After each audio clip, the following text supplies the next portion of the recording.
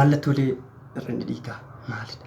Mallattooleen hir'ina dhiigaa namni tokko hir'ina dhiigaa yoo kan qabaatu ta'e mallattoo akkamitti agarsiisa? Jalqaba irratti asirratti wanti beekuu qabnu mallattooleen tokko namarraa nama garagaraatti ta'uu danda'a jechuudha. Fakkeenyaaf yeroo baay'ee namoonni baay'een mana yaalaa hir'ina dhiigaatiif yeroo baay'ee dhufan jechuudha. Sababoonni hir'ina dhiigaatiif nama saaxilan baay'eedha isin hin jenne jira. Dhukkuba yeroo dheeraadhaaf namarra dhukkuboota biraa kan yeroo dheeraadhaaf namarra yoo turan dhukkubni kun dhaataan gara hir'ina dhiigaa akka fiduu danda'u jechuudha. Yeroo baay'ee namni dhukkuba saniif yaalamuuf yeroo gara mana yaalaa dhufu hir'ina dhiigaa kun irratti argama jechuudha. Kanaaf mallattoo sababoota dhukkuba dhiigaatiif sababa taasisan agarsiisuu danda'a jechuudha. Fakkeenyaaf dhukkuba kaleetiin dhufee mallattoo dhukkuba kalee agarsiisuu danda'a jechuudha. Yookiin TB amma namni TB dhibamu tokkos jechuudha. TB mallattoolee isaanii agarsiisuu danda'a jechuudha. Yeroo hir'ina dhiigaa jedhee ofii shakkin jechuudha. Egaa kana ta'uu danda'a. Namni tokko namarra mallattooleen dhiigaa namarraa nama irratti garagara ta'uu danda'a. Tokko fayyummaan qaama saniitis murteessa. Fayyummaan namicha hir'ina dhiigaa qabu sunis baay'ee murteessa.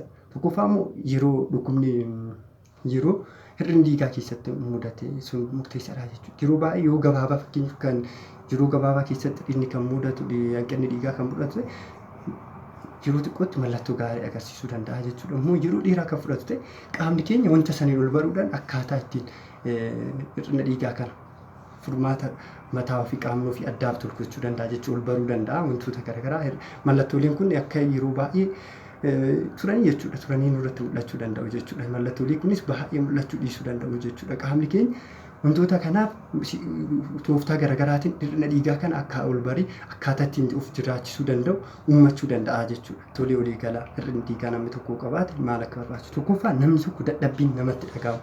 Namni hir'ina dhiigaa qabu waa tokko hojjechuu hin danda'u. Waa xiqqoo osoo hojjete hin dadhaba. Boqonnaa osoo argate boqonnaa dadhabbii sun irraan badu jechuudha. Fakkeenyaaf dadhabbiin dalagaan namatti baatee dadhabbiin namatti dhufuu danda'a. Dadhabbiin sun yoo boqonnaa fudhanne nurraa bada. Kanaaf immoo boqonnaa gaasoo fudhanne dadhabbiin sun nurraa bada. Tokko waan xiqqoo hojjennee nutti ka'a. Dadhabbii nu dadhabsiisa. Boqonnaa gaasoo fudhanne nu dadhabsiisa. Sanaan boodas waa tokko hojjechuu hin danda'u. Waanuma xiqqoo hojjenne dadhabbiin nutti dhagahama. Osuma waan hojjetis dadhabbiin nutti dhagahama jechuudha. Deemsa xiqqoo ta'uu danda'a. Waan xiqqoo goone. Inni biraa dhukkubbii mataa darbee dhukkubbii mataa jiraachuu danda'a. Akkasumas immoo lafti nu maru oduu deemu lafti nu maru waan ta'aa jiru laaluu. Inni biraa iji keenyas yeroo tokko birbir nutti jechuu yookiin waa laaluu dadhabuu. Wanta sirrii ta'e kallattiidhaan laaluu dadhabuu. Inni biraa gurri keenya nutti iyyuu. Gurri keenyas darbee yeroo tokko nutti iyyuu danda'a jechuudha. Inni biraa dhukkubbii laphee. Kunis kalee onnee keenya irratti miidhaa waan geessisuuf dhukkubbiin laphee jiraachuu danda'a jechuudha. Inni biraa harkaa fi miila keenya nu qorrisiisuu danda'a. Qorri yeroo qaama keenya miilaa fi harka keenya irratti akka nu qorru gochuu danda'a jechuudha. Inni biraa rakkoolee onnee karaan dura kan jiraatan ta'e yookiin mallattoolee agarsiisanii fi kan hin agarsiisnes rakkoo onnee kanaan dura jiraata ta'e rakkooleen sun akka nutti hammaatan kan godhaa jechuudha. Kanaan dura mallattoolee garaagaraa agarsiisaa hin jiraanne kan ta'an ta'e amma sirriitti akka mallattoolee agarsiisan gochuu danda'a. Akkasumas immoo kan kanaan dura mallattoo qabaatan yoo ta'e akka sirriitti nu hammaatu rakkoolee onnee jechuudha. Inni biraa dhahannaa onnee dabaluu dhahannaa onnee keenya garmalee akka dabalu gochuu jechuudha. Kana waan jedhu dhahannaa onnee keenya garmalee akka dabalu gochuu hin danda'a jechuudha. Dhiigni keenya hanqinni dhiigaa waan jiruuf inni oksijiinii dhiigaa qaama keenya keessatti jiran waan gahaa hin taaneef kanaaf dhabannaan onnee keenya akka dabaluu fi yeroo baay'ees dhahannaan onnee keenya nutti dhaga'amuu danda'a jechuudha. Inni kun jechuudha. Kunis immoo ariitiimii afaan Ingiliffaatiin nutti fiduu danda'a jechuudha. Egaa kanneen mallattoolee kanneen olii gala mallattoolee kana agarsiisuu danda'a jechuudha. Lafti namatti maruu, mataan nama dhukkubu, gurri namatti iyyuu, waa tokko hojjechuu dadhabuu akkasumas immoo darbee harki keenya qaamni keenya nu addaachuu darbee sababoota garaagaraatiif iji keenyas gara booraa ta'uu ni danda'a jechuudha. Qaamni keenya nu addaachuu keessattuu ganaan harka keenya nu addaachuu danda'a. Egaa kanneen mallattoolee hir'ina dhiigaa agarsiisanidha jechuudha. Egaa walumaa galatti kana jennee namoota akkamiitu immoo hir'ina dhiigaatiif kan saaxiluu danda'a? Namoota akkamiitu hir'ina dhiigaatiif saaxiluu danda'a? Mallattoolee hir'ina dhiigaa agarsiisanidha jechuudha. Egaa walumaa galatti kana jennee namoota akkamiitu immoo hir'ina dhiigaatiif kan saaxiluu danda'a? namoota akkamiitu hir'ina dhiigaatiif saaxiluu danda'a? Egaa saboota gurguddoo sadeessan isin kaafnee jirra. Saboota gurguddoo sadeessaniif namoonni hir'ina dhiigaatiif saaxilamuu danda'u. Egaa kanaan alatti namoonni tokko namoota akkamiiti hir'ina dhiigaatiif kan saaxiluu danda'an jennee haalaan. Tokkoffaan namoota hir'ina nyaataa qaban. Hir'ina nyaataa namoonni qaban hir'ina nyaataa ayiranii gahaa of keessaa hin qabne, viitaaminoota oomisha dhiigaatiif barbaachisaa ta'an of keessaa hin qabne, namoonni kun hir'ina dhiigaatiif saaxilamuu danda'u jechuudha. Ayiranii, viitaaminii B12, fooliik asiid akkasumas pirootiinii gahaa of keessaa hin qabne namoonni nyaata akkanaa sooratan yookiin hanqina nyaataa qaban naannoo hanqinni nyaataa jirutti hir'ina dhiigaatiif saaxilamuu danda'u. Inni lammaffaa rakkina mar'imaanii, garaachaa akkasumas immoo hemorrhoidii warroonni qaban dhiigni isaanii saboota garaachaa kanaaf yeroo dheeraadhaaf gara alaatti waan jiruuf hir'ina dhiigaatiif saaxilamuu danda'u jechuudha. Kanaaf hir'ina dhiigaatiif saaxilamuu danda'u warroonni kunniin jechuudha. Inni biraan marsaalee laguu, rakkoolee jeeqamu marsaa laguu wajjin wal qabatu. Yeroo kana jedhu marsaalee namoonni tokko sababa garaatiif marsaalee laguu isaanii jeeqamuu danda'a jechuudha. Fakkeenyaaf yoo fudhanne marsaalee laguu wantoonni jeeqan saboota garaagaraa ta'uu danda'a. Isaan keessa hammi baay'ina dhiigaa qaama marsaa laguutiin dhiigu hammaa ol ta'u baay'achuu. Fakkeenyaaf amma kanaan dura isin jenneera dhiigni tokko kan dhiigu haga guyyaa 7 yookiin 8 ta'uu danda'a. Kan sanaa ol dabarsee kan dhiigu ta'e hir'ina dhiigaatiif saaxilamuu danda'u jechuudha. Akkasumas immoo guyyaa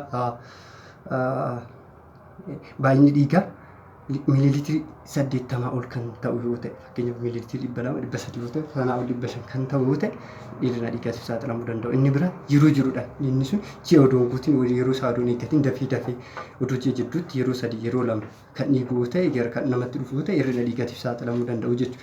Inni biraa dhukkuboota yeroo namoonni dhukkuboota yeroo dheeraadhaaf qaban akka kallees dabalatee dhukkuboota biroo yeroo dheeraaf namarra turan hir'ina dhiigaatiif nama saaxilamuu danda'u. Inni biraa ulfoota warroota ulfaa'an yookiin daa'ima garaa qaban haati ulfaata akka hir'ina dhiigaa akka salphaatti miidhamuu dandeechi jechuudha. Kunis hammi dhiigaa qaama ishee keessatti hammi oomisha dhiigaa fakkeenyaaf daa'imni sun dhiigni keessa daa'ima ulfa keessa jirtuutis kan argattu oomisha dhiigaatiif kan wantoota barbaachisan kan argattu gara haadhaatiin jechuudha. Hammi wantoota oomisha dhiigaatiif barbaachisan kan argattu gara haadhaatiin. Kanaaf hammi dhiigaa wantoota dhiigaaf oomishan barbaachisan keessattuu ayiranii ta'e baay'ee barbaachisaa jechuudha. Yeroo ulfaa kanaafi jechuudha. Yeroo baay'ee haati ulfaa ayiranii gahaa akka kan kennamuufi jechuudha. Akkasumas viitaaminoota kan akka fooliik asiidii fi kanneen biroo kan kennaniifi jechuudha. Yeroo kan haati gahaa kan taate ulfaata akka kanneen gahaa hin arganne viitaaminii ayiranii gahaa hin arganne ta'e hir'ina dhiigaatiif saaxilamuu dandeechi jechuudha. Sababni isaatis hammi ayiranii barbaachisu waan dabaluuf yeroo ulfaa kanaa jechuudha. Inni biraa siinaa maatii. Fakkeenyaaf namoonni kanaan dura maatiin keessan yookiin namoonni garaagaraa obboleettiin keessaa hir'ina dhiigaa garaagaraa saboota garaagaraatiif qabaachuu danda'u. Siinaa maatii yookiin garri tokko kan sanyiidhaan namatti daddarbuu jiraachuu danda'u jechuudha. Dhukkuboonni kunniin jechuudha. Yeroo kana ta'e aga tokko carraan namoonni birootis qabaachuu danda'u jiraachuu danda'a. Egaa kanarratti wanti hubachuu qabaatan namni tokko hir'ina dhiigaa qabaate saboota garaagaraatiin maatis ta'uu danda'a kan biraas ta'uu kanarratti dhiphachuu hin qabdanii deemtanii hir'ina dhiigaa ilaallamuun dirqamaa jechuudha. Abbaan keenya haati keenya obboleewwan keenya qabaatan nu dirqama hir'ina dhiigaa qabna jechuu miti jechuudha. Kanarratti mana yaalaa deemtanii ilaaluun barbaachisaadha jechuudha. Inni biraa namoonni alkoolii baay'isanii dhugan hir'ina dhiigaatiif saaxilamuu ni danda'u. Inni biraa namoonni keessattuu umrii 65 ol ta'an hir'ina dhiigaatiif ni saaxilamu jechuudha. Kunniin sababa garaagaraati. Akkasumas daa'imman guddina garaagaraati hammi ayiranii fi yookiin wantoonni oomisha dhiigaatiif barbaachisu guddinarra waan jiraniif hammi qabiyyee barbaachisu waan baay'ee ta'eef yeroo nyaata gahaa hin arganne yeroo kanarratti hir'ina dhiigaatiif saaxilamuu ni danda'u jechuudha. Hir'ina dhiigaatiif saaxilamuu ni danda'u. Kanneen jechuudha hir'ina dhiigaatiif namni saaxilamu jechuudha. Inni biraa dhiiga qaama keenya keessaa gara alaatti dhiigu yeroo dheeraadhaaf wantoota garaagaraa gara mul'atanis gara mul'annis dhiigni dhiigan hir'ina dhiigaatiif yeroo dheeraafis ta'e yeroo dhiyoodhaaf nu saaxiluu danda'u jechuudha. Egaa kanneen beekudha keessattuu akka addunyaatti wanti beekuu qabdan hir'inni dhiigaa sababa hir'ina dhiigaatiif sababa akka jalqabaatti kan argamu keenyaa fi garaacha keenya rakkoo godhatanii ayiranii sun gara keessatti sirnaan xuuxamuu baachuun hir'ina ayiraniitiif nu saaxiluu danda'a jechuudha. Kana ayiranii irratti baay'ee bal'aa waan ta'eef baay'ee isaatti deebinaa jechuudha yeroo biraatiif. Egaa mallattoolees akkaataa wantoota nu saaxilanillee jennee jirra. Egaa asirratti ittisa isaati irratti jechuudha. jalqaba irratti ittisa akkaataa irra dhiigaa muudamne ittisuudhaaf jalqaba wantoota sababa ta'an kana beekuun murteessaadha jechuudha. Wanti hundumaafuu sababa yaalli isaa kan barbaachisu wanta sababni yoo kan beekamedha jechuudha. Dhukkuba kamiyyuu fi wantoota rakkooleen mudataniif jalqaba sababa san beekuun murteessaadha. Akkasuma dhiigaafis jechuudha hir'ina dhiigaatiifis sababa sanoobeen akka salphaatti yaaluun ni danda'ama jechuudha. Tokkoffaa sababa wantoota taasisan yaaluudha. Lammaffaa immoo hir'ina dhiigaa san akkaataa itti deebisa. Fakkeenyaaf yoo kan kalee ta'u ta'e oomishni kalee irra jiru hormooniin kalee irraa gallakkifamu kan gahaa hin taane ta'e akkaataa hormooniin sun gara alaatii kennamu ni jiraata jechuudha. Kanaaf rakkoo adda baasanii beekuun inni biraa hir'inni nyaataa yoo kan jiraatu ta'e ayiranii yoo jiraatu gara alaatiin bifa nyaatanis ta'e bifa qorichaatiin kan kennamu waan jiruuf akkasitti fudhachuun barbaachisaadha jechuudha. Egaa kana tokkoffaan ofii keenyaaf akka hir'inni dhiigaa nu muudan nyaata ayiranii viitaaminoota gahaa ta'an nyaachuun barbaachisaadha jechuudha. Viitaaminii gahaa ta'an keessattuu ayiranii keessatti kanneen akka foonii, kanneen akka tiruu yeroo baay'ees immoo nyaatonni ayiranii walitti makamanii gurguraman waan jiraniif nyaata akkasiisan nyaachuu yeroo baay'ee biqilootaa fi kuduroota garaagaraatis baay'isnee nyaachuu yeroo hundumaa wanti dagachuu qabne biqiloota kuduraa fi muduraa garaagaraa gosa garaagaraa ta'an yeroo hundumaa yoo arganne osoo nyaanne tokko viitaaminii viitaaminii qaama keenya keessa jiru waan dabalaniif hir'ina nyaataa dhangaalee nyaataa garaagaraa wajjin wal qabatan nurraa ittisuu danda'u jechuudha. Kanaaf gosoota garaagaraa akka dandeenye nyaata keenya biqilootaa fi kuduroota nyaata keenya jijjiirree nyaachuu qabnaa jechuudha. Kunniinis hir'ina nyaatarraan dhufuun kan nu gargaarudha jechuudha. Inni biraa ayiraniin yeroo baay'ee dubartootaa fi hanqina nyaataa qaban dubartoota ulfaas ta'e hir'ina dhiigaa qaban kan kennamu hin jira jechuudha. Kanarratti wanti beekuu qabaattan ittisarratti mana keessatti wantoonni kun akka nu muudanne gochuudha jechuudha. Nyaata kanneen gahaa nyaachuudha jechuudha. Egaa gara yaala isaatiitti yoo kan deebinu ta'e yaalli isaatis akkuma ittisa isaatii jechuudha. Yaada sababa jalqabna adda ba'a. Yaalli isaa mana keessatti yaala salphaadhaan yaalamuu ni danda'ama. Darbees immoo hanga dhiiga nu barbaachisutti deemuu danda'a jechuudha. Hir'inni dhiigaa kun yeroo tokko hir'ina dhiigaa kan nu barbaachisu kan blood transfusion kan jedhamu hagas nu geessisuu danda'a. Hir'inni dhiigaa keenya baay'ee guddaa yoo ta'e dhiiga nu barbaachisuu danda'a jechuudha. Kunniinis jechuudha. Kanaaf yaala xiqqaa yoo ta'e sababoota dhiigaaf taasisan yaaluudhaan akka salphaatti deebuu danda'ama jechuudha.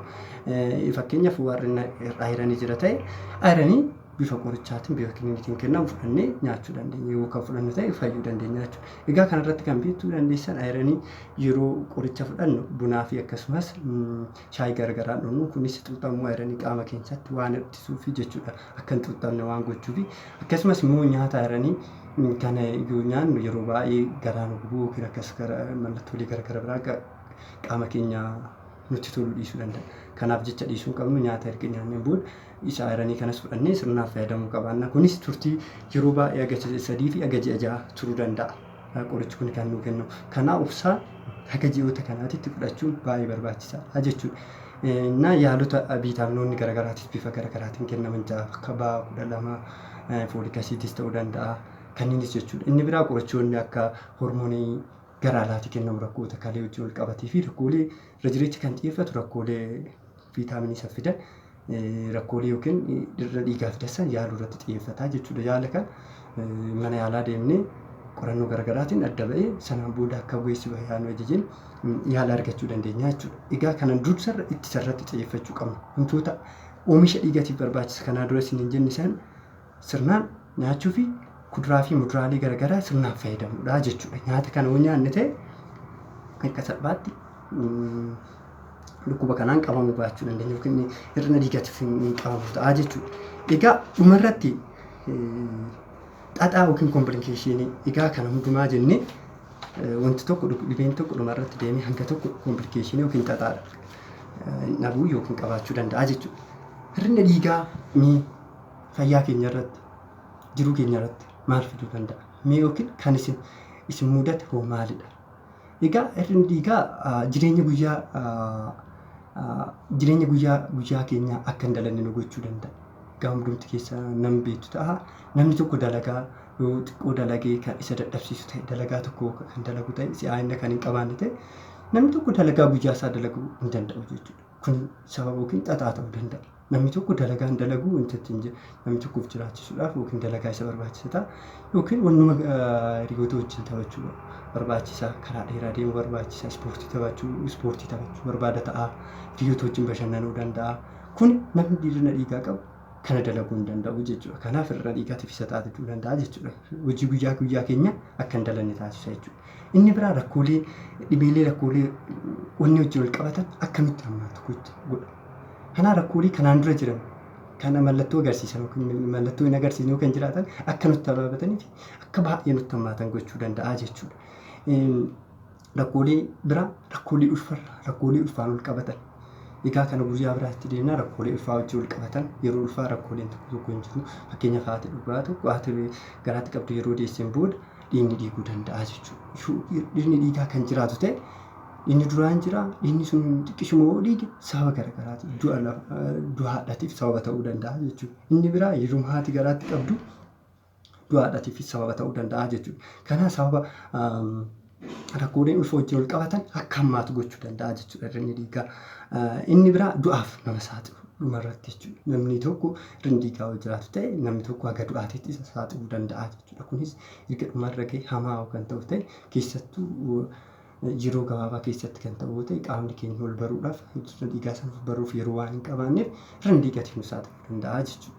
Egaa kan jenne kan isin qopheessine kanuma gaaffii yaadoo qabaattan nuuf dhiyeessuu dandeessu aga dandeenyeen gara barreeffamaatiin isin dhiyeessuu dandeenya yookiin immoo gaaffii keessan qabannee viidiyoo xiqqaas wajjin dhiyeessuu hin dandeenya. Waan dhaggeeffattaniif waan wajjin turtaniif galatoomaa isin jenna yaada keessan hundumaafuu guddaa isin galatooffanna. Viidiyoo keenya sheer godhaa peejii keenya yuutuubii keenya immoo sabiskiraayib godhaa guddaa galatoomaa fayyaan uummata keenyaaf nagaa ta'u.